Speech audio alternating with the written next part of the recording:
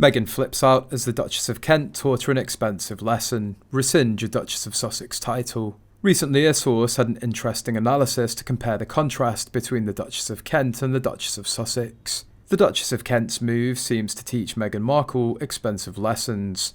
As someone who married into the royal family, the Duchess of Kent in so many ways embodies genuinely the story that Meghan tried to construct and sell. The Duchess of Kent is the wife of Her Majesty the late Queen Elizabeth II's cousin, Prince Edward the Duke of Kent. She lived in a very aristocratic life and was heart-stoppingly beautiful and glamorous. But in the 90s she decided to step back a little. She wrote to the Queen and asked permission to have a Royal Highness title rescinded. Earlier in her life she'd experienced tragedy when a son died, and she herself had health problems. She also converted to Roman Catholicism, but because the monarchy is the defender of the Anglican Church, she first of all wrote to the Queen asking permission, which was of course granted, because Her Majesty was deeply loving and compassionate.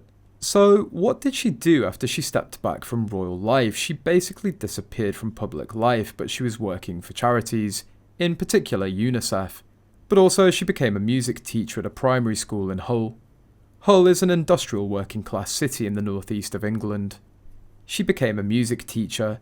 She taught music to children from deprived areas anonymously. She never used a royal title.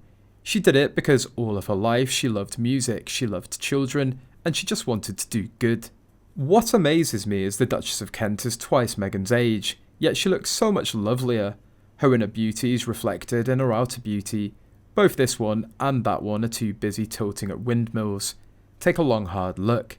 Harry and Meghan, this is what someone whose life is all about service actually looks like.